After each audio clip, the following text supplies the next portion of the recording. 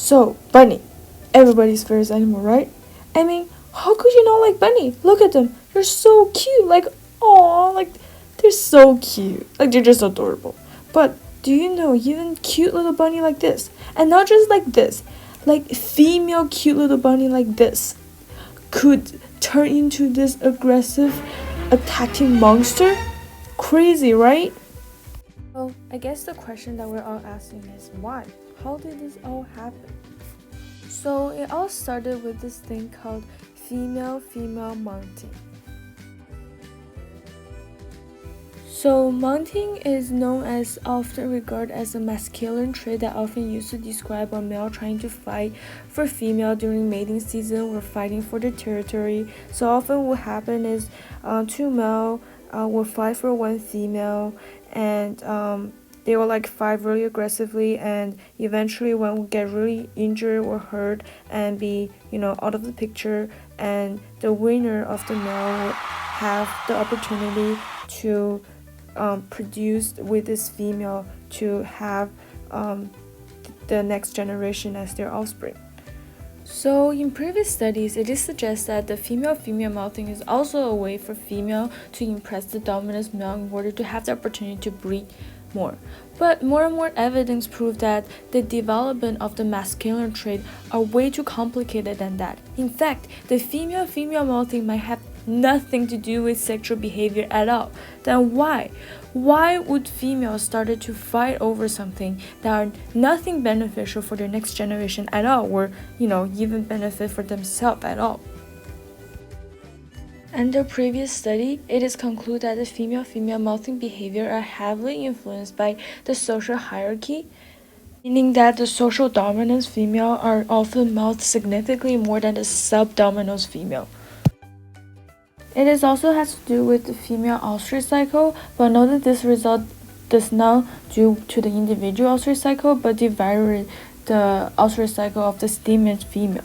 Because it is found that female mouthing behavior occurred less often when the female was in ostrich than the other times in her cycle, it would suggest that the ovarian hormones might be involved in the regulation of male-like sexual behavior in the females. Thus, it appears that females might differ from one strain to another in their mouthing representativity to ovarian hormone. It is also found that female mouth or fight way more with the unfamiliar females than that the females that they are familiar with. It is also found that the mouthing behavior became way more aggressive when the male was not present. This is also proven that the female-female mouthing has nothing to do with attracting dominant female, but rather a way to establish their social hierarchy.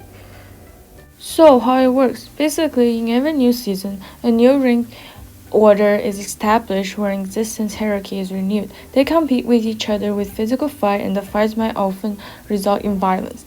Once a linear hierarchy has been established, intensity and frequency of aggressive interaction will be decreased dramatically.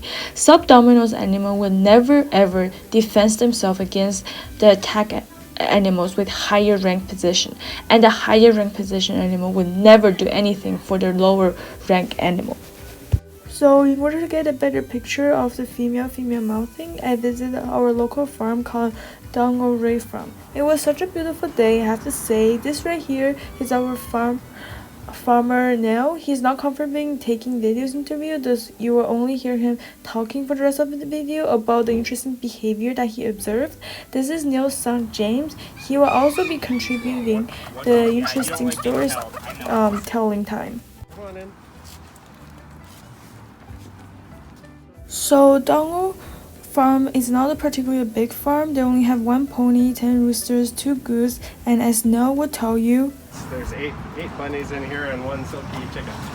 There's 7 female bunnies and 1 male bunny here.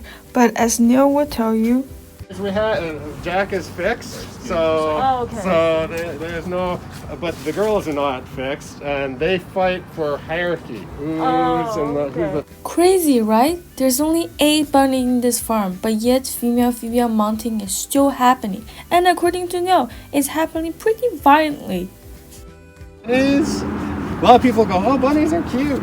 Well, they are really nasty to each other unless you get them fixed, right? Yeah. They will literally bite chunks out of each other when they're going through a hierarchy challenge. They will race around, tear around, chasing each other, and you'll know when one gets a hold of another one because they actually scream. And I never heard bunnies growl before until they're chasing each other. Wow. They growl pretty loudly. Yeah, it's like, wow, you're like ferocious. As cute as they are, when they get serious about not liking each other or they get in a little fight over something, it gets pretty bad. Yeah. Just how rabbits are. Just how rabbits are, how about that? And as I was mentioning before, the so-called hierarchy challenge would only happen during new breeding season, and since while I did my interview, it is already during winter, the linear hierarchy is already being established, thus I will not be able to take any footage of the rabbits actually fighting with each other. However, I did get a chance to meet the new cream of this year in the rabbit groups. And I believe Patches is still the top bunny at the moment. And when I was asking about how can you guys tell the differences between the rabbits at the higher hierarchy and lower hierarchy, this is James and Nell response. You tell who's fighting who's chasing who, and The other thing is bunnies, they clean each other, right? And whoever's in charge doesn't clean the other bunnies. The other bunnies will clean her. So the black and white one sits there, and the other bunnies surround her and clean Wow, that will happen? yeah. Dang, that's interesting. Yeah. So you'll never see her licking another bunny because she doesn't do that. She's in charge. She doesn't have to. Oh, So wow. both her and Alice there don't clean anybody, but Alice will clean Patches. Patches is in charge. Wow, that's so interesting. Yeah. And So one of the ways they demand grooming from the other bunnies is they will put their head underneath the other bunny's head, saying, "Okay, I'm ready for grooming. So now you have to groom me." Wow. And so you never pet a bunny under its chin because you're asking the bunny to groom you when you do that. So you're not bunny, so they will bite you. So the visit in the farm pretty much confirmed with all the evidence of the research I was gathering beforehand. In conclusion, I discovered that female-female mounting happened pretty often among the mammals animals. And it doesn't matter the size of the population, the influence of the female-female mounting are influenced, as I said, social status, presence of female, familiarity with each other, and also the ostrich cycle. In Dongo Ray farm, in this particular case, we can confirm with all these reasons as followed. I end up discovered that this particular group of bunny were just got put into the farm during the breeding season, in the beginning of the spring. Thus, it explains the violence fight in the beginning of the season because they are not familiar with each other. Second, you can see the different patterns within the rabbit, meaning they are different individuals, therefore they have completely different ostrich cycle, which also influence the female-female mounting. Third, the only male rabbits in the group is already fixed, thus the absence of the male also contributes to the mounting happening. Finally, the higher social status, which is the black and white bunny, might display some sort of stronger physical characteristic, thus helping it become the leader of the group. This result proved the existence of female-female mounting, and it also proved that the female mounting does not appear to serve as a reproductive function as the male mounting, but instead it is related to establish or maintaining social hierarchy of the female group. It is an expression of social dominance and functions to maintain or establish inter-female social organization.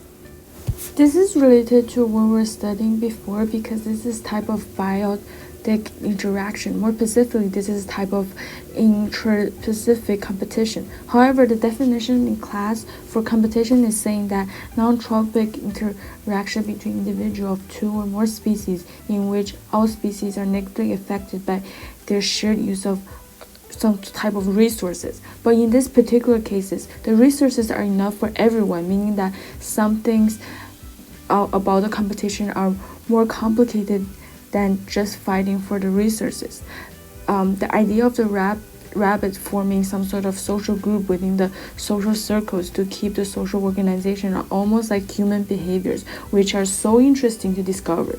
Also, this type of competition could also potentially raising reproduction stress within the group, which is also what we're talking about in class today, meaning that reproduction stress could not only just raised by potential predator but can also raised by our own species competition. Overall, this is really interesting observation. I really enjoy making this video and I learned a lot from it. I hope you guys enjoyed this video as well, and thank you very much.